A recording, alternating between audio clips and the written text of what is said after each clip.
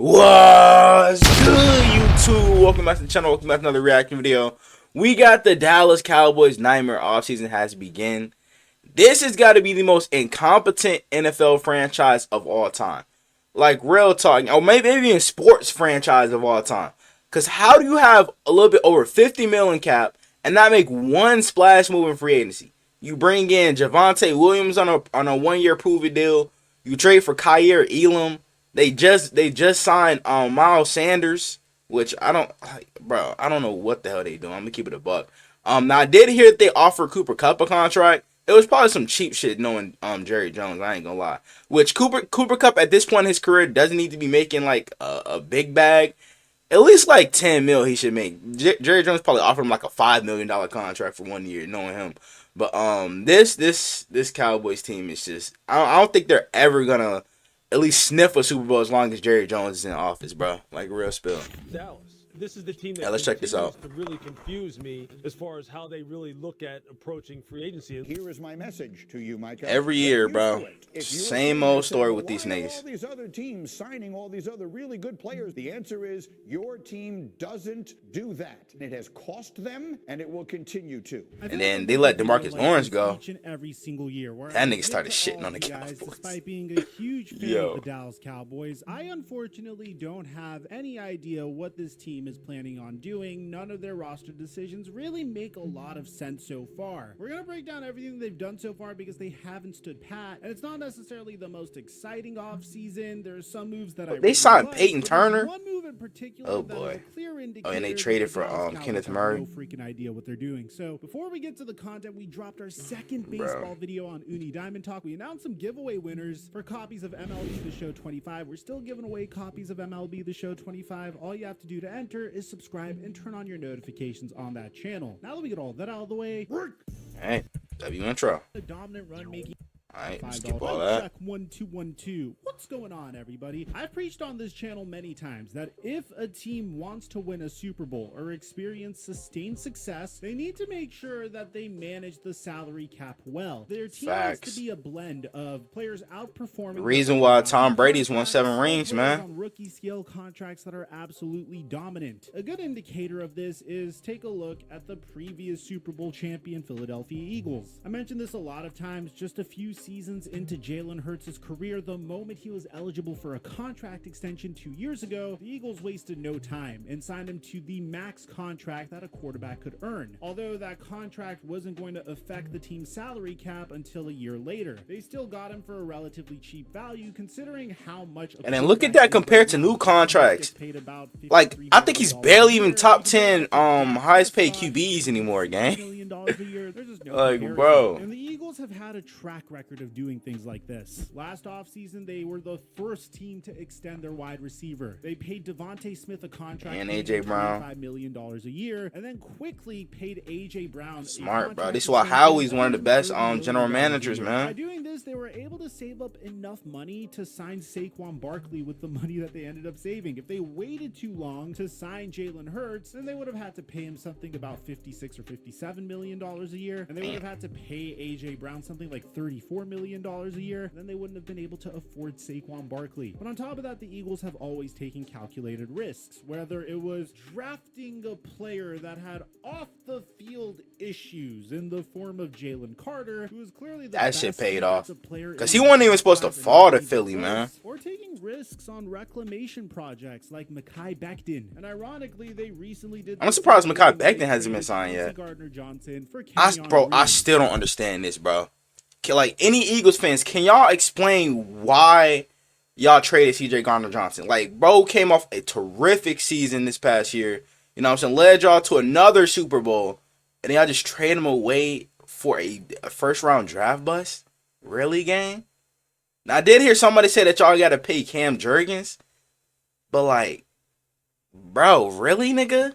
Trading with y'all best safety? I don't understand that at all, man. The void that Mekhi Becton left behind. And then the Texans just continue to get worse in the offensive line. The trade, and for that I apologize. Whenever you have a team that's consistently making intelligent salary decisions, there's no question that they're eventually going to make it to the Super Bowl or win a Super Bowl, and that's what the Philadelphia Eagles did, and they're continuing to do it. And when you compare that to their division rival, the Dallas Cowboys, they always do the exact opposite. Last offseason, the Dallas Cowboys waited until the last possible moment to extend CD Lamb. If they paid CD Lamb right before AJ Brown got a contract extension, they would have probably had to pay him something around $30 to $31 million a year, but they waited too long and ended up paying him just a little bit underneath Justin Jefferson's contract, which was $34 million a year. The Cincinnati Bengals are currently paying for the same thing, by the way. They could have signed Jamar Chase to a contract extension last year. Yeah, bro. Bengals, y'all are fucked, gang. Because Jamar Chase is gonna make $40 million a year, but whether you like it or not, whether y'all gonna pay him or somebody else gonna pay him, he gonna make $40 million.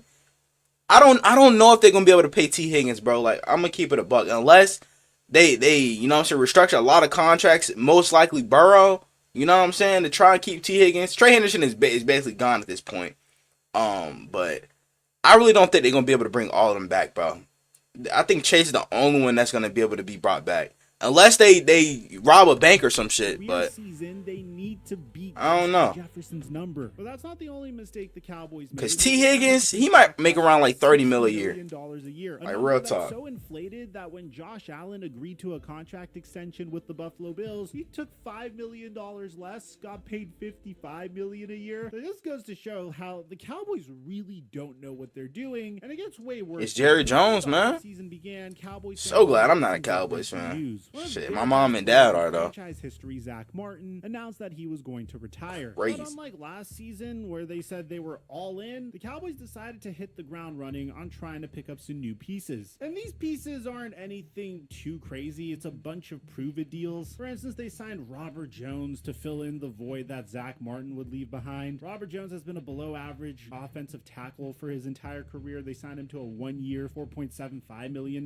deal. They also signed Peyton Turner, who's an edge rusher, to a one-year prove-it deal. And I think I saw it was a post on IG. I think it was like Dallas. They haven't signed a player like for more than $5 million or something like that in free agency since like 2015.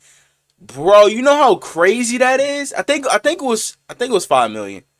I might be wrong. I'm probably gonna put it on the screen, you know what I'm saying, in case I am wrong, but that is insane, gang. Was actually very solid this past year, and this could be one of those undervalued contracts that pays off for the Cowboys. Although he was terrible against the run, he was very good at getting after the quarterback and generating pressures. He forced 2 fumbles, got 2 sacks, and 11 solo tackles, and 13 pressures in this past year. They also signed former NFL draft bust and journeyman Solomon Thomas to a 2-year, $8 million deal. Solomon Thomas has always been an average edge rusher. He's currently 29 years old. Before they announced that they were finally addressing the running back position, signing Javonte Williams to a contract. In the earlier parts of his career, Javonte Williams was an incredible running back with a tremendous amount of potential. The problem was that he suffered a freak injury. Yeah, that really ruined him because he was great his rookie year. ACL, LCL, and posterior lateral corner. And once he returned, he wasn't the same running back again. In his rookie season, he was averaging 4.4 yards per carry, and he was a huge factor in the passing game as well, getting 316 receiving yards as well. But once he returned from that injury, his numbers dwindled to 3. I hope he can have a great season this year, man. In the passing game. So at the very minimum, Javonte Williams could be an incredible receiver on passing downs. None of these are necessarily huge splashes, as the Cowboys haven't made a gigantic free agency acquisition since they signed Greg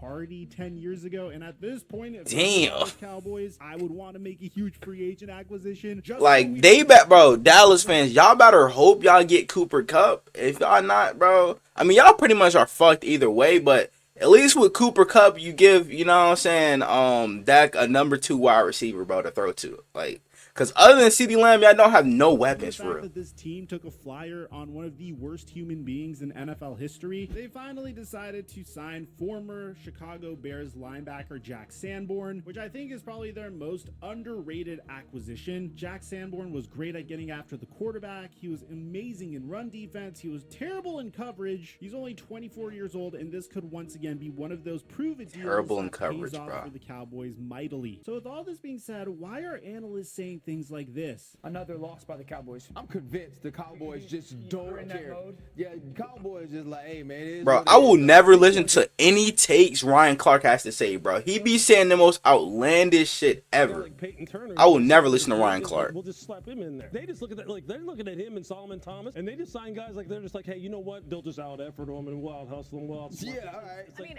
You see, the Cowboys have made some good moves. The number one move I wanted to make sure that they made was keep Cavante Turpin no matter what. And it seems like they were able to do that as well. The issue with Yeah, the that was Cowboys a isn't the great fact that they're re-sign. making these small moves, because I'm actually a huge fan of some of the moves they're making. I love the fact that they went ahead and traded a 5th round pick and a 2026 7th round pick to the Buffalo Bills for Ka'ir Elam and a 2025 He's 6th round pick. ass. I know Bills fans are going to say, but Mike, Ka'ir Elam is the sole reason we were not able to beat the Kansas City Chiefs. But the thing is, Ka'ir Elam was incredible throughout the regular season. I mean, he was incredible against the run. He was above average in coverage. He was dominant in cornerback blitzes. If you just take a look at his PFF grades, this man was awesome whenever it came to playing his position. The reason why the Bills PFF traded grades him be is a because little, you know what I'm saying, a little off extended, sometimes. So and I don't really be also taking them because too he did serious. Get exposed against the Kansas City Chiefs, so obviously that's a factor. I'm not mad at the Cowboys for losing Rico Dowdle to the Carolina Panthers. As a matter of fact, I'm Rico happy and that Chuba Rico Hubbard gonna be a Dowdle nice got running back contract from the duo. Carolina Panthers. I even think the trade for Kenneth Murray was brilliant. These are all I heard small, Titans fans said that he was so acquisitions bad that last could year. fill in tiny holes for the Dallas Cowboys this season. The thing that bothers me that the Cowboys did this offseason is the fact that they decided to kick the can down the road once again, showing that they just don't know what they're doing when it comes to managing their salary cap. You see, Dak Prescott got paid a huge contract extension last year, mainly because the Cowboys didn't have a choice. They fuck backloaded does his Dak contract just so do? much that they had no choice but to extend Dak. And they decided to enter this offseason by restructuring Dak Prescott's deal and also restructuring CD Lamb's deal. Now, for those of you guys that don't know what restructuring means, it's when a team converts a portion of a player's base salary into a signing bonus and then spreads that money, which is now part of the signing bonus, over the remaining years of the contract, creating immediate cap space relief, but also increases future cap hits. This is why people say the salary cap isn't real, but it's very real. You're just kicking the can down the road even further, which means in the future, the Cowboys are going to have some issues trying to sign additional players so they could be competitive. And I assumed that the reason the Cowboys decided to make this decision was because they wanted to extend Micah Parsons. Dallas restructured both Dak Prescott's and CD Lamb's contracts, freeing up $56 million. 56 to spend mil, this and they offseason. still didn't This do is money shit. that will count against the cap over the next 4 seasons. The whole point of restructuring is to use the cap space you've created. Otherwise, it's a complete waste. If you don't spend it, then all you've done is push that money into the future, where it still has to be paid. By the way, I Dumbasses. don't know who wrote this article originally. If anyone knows, let me know in the comment section. Bro, This that article that says they signed profile pic absolutely is crazy. nobody, Hold on, and I don't think I can see that shit. Yo, that is fucking hilarious, nigga. They made a fat version of Jerry Jones. Ain't no fucking way, gang. let me know in Yo. the comment section. But this article says they signed absolutely nobody, and relatively it is kind of true. I mean, when you sign players to 1-year proven contracts, it doesn't really diminish your cap space. But this article is right when it says that they crippled their future. They're about to enter week 1 with $50 million unspent, and it's a huge problem. If the Cowboys are saving up this cap space in order to extend Micah Parsons, then obviously it's a great And hold on, move. and wouldn't like, cause I did Cowboys hold on, I did hear that you know what I'm saying, that the only reason they didn't re-sign Michael Parsons is it's because of some dumbass reason. But if you re-sign him, doesn't that like free up even more cap space too, gang? Like what are they doing? Like, what are they doing, bro? Lawrence, then obviously it's a great move, but they let DeMarcus Lawrence leave to the Seattle Seahawks on a 3-year, Yeah, the only reason they let him go because he couldn't stay healthy. But when healthy, bro, that nigga dominant as fuck. No bullshit. Excuse me? Wait, what? This has got to be the most random link up. Traded is sick. I gotta hit my man's up. Now, upon signing with the Seattle Seahawks, former 4-time Pro Bowler DeMarcus Lawrence had this to say. Damn, somebody bit a chunk out of his ear, my nigga. Returning to Dallas, did it ever feel like that was in play? The situation in Dallas, I mean, everything really happened so fast. When the offers came across the table in Dallas, the offer wasn't there. I had a decision to make, and that's what happened. You know, Dallas is my home. Yeah, this clip right here I saw. I'm there. You know, my family lives there. You know, I'm forever going to be there. But, you know, I know for sure I'm not going to win a Super Bowl there. So, Nigga, so you decide to go to Seattle game? You could have went anywhere else, my nigga. But you go to a team that is just completely dismantled, you know what I'm saying, their roster, bro. They got no good offensive line. They only got one good wide receiver. The defense is stacked, not gonna lie. Defense is stacked. Him and Leonard Williams gonna eat for sure. But, bro, you could have went anywhere else. And this whole clip alone started a beef on Twitter between him and Michael Parsons. Yeah. we here. That is crazy. DeMarcus Lawrence, welcome to the Seahawks. Thanks for joining us. And Michael Parsons obviously took objection to this, quote tweeting this and saying, "This is what rejection and envy look like. This is some clown shit." DeMarcus Lawrence responded to this saying, "Calling me a clown won't change the fact that I told the truth. Maybe if he not wrong though. He not wrong though. But you could have went to another team though. Let's be for real. But he not wrong though, gang.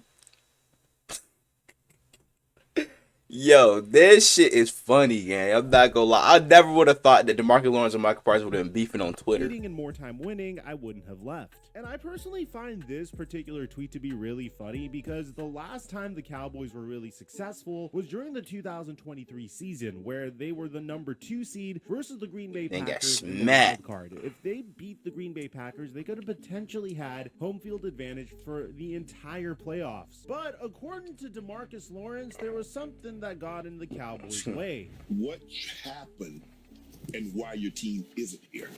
All honesty, I think the main thing is who's burned out, man. So we didn't win a Super Bowl because DeMarcus Lawrence was too tired when it came for playoff time. Jokes aside, I have a lot of appreciation. Nigga, you are a veteran of the game, my nigga. But with all how would thinking that you're gonna go to one of the most competitive divisions in the NFC and you're gonna win a Super Bowl in that division is absolutely insane. Don't get me wrong, the Seattle Seahawks definitely have the talent to potentially shock a lot of teams. There's a reason why they traded DK Metcalf and Geno Smith and brought in Sam Darnold. They're really trying to do everything they possibly can to make this team's defense their identity. And for all you know, it could potentially work. But I'm not going to knock the fact that the Seattle Seahawks could potentially surprise a lot of teams this year, because if the Washington Commanders could go from the number 2 pick in the 2024 NFL Draft all the way to the NFC Championship, then honestly anything is possible, especially if your franchise is making intelligent decisions. I just find it very ironic that the individual that said he was too tired to be competitive in the wild card is all of a sudden so hungry for a Super Bowl. Now, what's kind of nice about this is the rest of the Dallas Cowboys defense seems to have taken this personally. I mean, Osa Odighizuwa said bury the dead and feed the living. Marvion Overshone said Cowboys versus everybody. Sam Williams said hashtag my turn. I mean, reading these tweets gets you really amped up as a Dallas Cowboys fan. Really, gang, you haven't showed no promise, gang. Keep it a buck. I personally love the Cowboys contract for Osa Odighizuwa. It was a 4-year, $80 million contract, but really it's a 2-year, $39 million deal. That was a great resign. Back end. The tag was $25.1 million, which means the Cowboys have 3 years of control for $13.9 million guaranteed. So clearly that wasn't their strategy. They've allowed Jordan Lewis to walk and Chauncey Golston to leave for next to nothing. They've also he went to the ops. High impact players at bargain prices to address key needs before the draft. Players like Dre Greenlaw, Charvarius Ward, Byron Murphy, Carlton Davis, DJ Reed, Jonathan Jonathan Allen, Javon Hargrave, Poona Ford, Robert Spillane, Grady Jarrett, and many more. So you'd assume that the Cowboys are trying to sign Cooper Kupp or Asante Samuel Jr. or, again, extend Micah They Parsons. really need some help If on that not, secondary, and bro. kicking the can further down the road for no reason. I honestly Cause would have rather taken Diggs the and Cowboys Deron Bland because can't stay if healthy we're for being shit. realistic here, the Cowboys don't have a Especially chance this Diggs. year. I'm speaking objectively. I am a huge fan of the Dallas Cowboys. Unfortunately, I have no choice. I was born in Dallas, Texas, moved to Los Angeles at the age of 10. The Rams weren't around at that point, but the Lakers were, so that explains why I'm a Laker fan and a Cowboy fan, for those of you guys wondering. And also, I just can't root for the Mavericks after the dump that they just did recently. We covered that on my Flight Mike basketball channel. But it's like the Cowboys are getting memed at this point for the fact that they're not even spending any money in free agency. I like the fact that they're being selectively aggressive. This was it. Has your team signed a free agent for over $6 million since 2015? Yo, do you know how bad that is? Oh my gosh, bro. Nigga, y'all can't cough up like at least 10 mil, bro, in free agency? Like, man, I feel so bad for Dallas Cowboy fans. I'm gonna keep it a buck.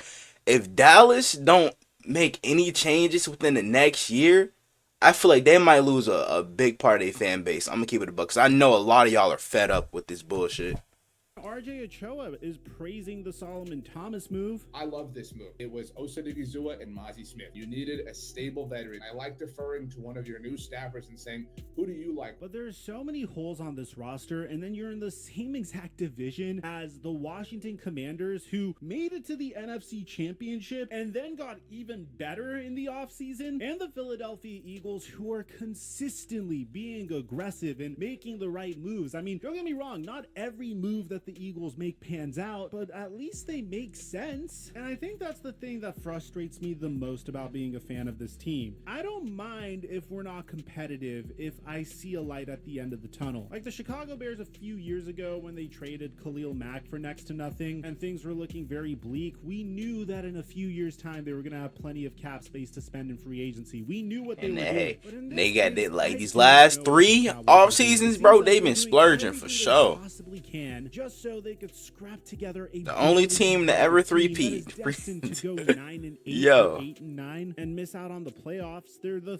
third best team in the NFC East if we're lucky. So I really don't know what the strategy and the game plan is at this point. Hey, if the Giants somehow get a quarterback, like with that defense, you know what I'm saying?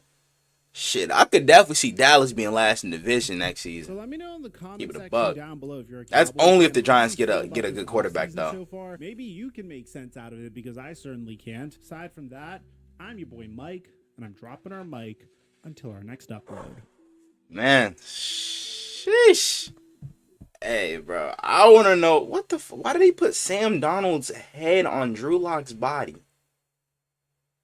What the fuck? Hey, man, I want to know what you guys think about this, bro. Cowboys, y'all gotta do better, bro. Real shit. And like I said, I don't think y'all gonna at least win one more Super Bowl unless Jerry Jones is out of office. And that might never happen until that nigga, you know what I'm saying, unless he croaks. But, hey, man, shit, I want to know what you guys think down in the comments below. Y'all let me know what other NFL videos I'm to react to. Without further ado, I'm out. I'ma make them feel me, make them people when they show me. And if you don't know me, I'ma make sure that you know me. I hate to say it, but I really think I'm broke. But I know I'm chosen, I really know I'm chosen. I know I'm chosen. I was just lost a year ago, but now I'm focused. When good at sports, this microphone can be my trophy. Not taking drugs, I found a better way of coping.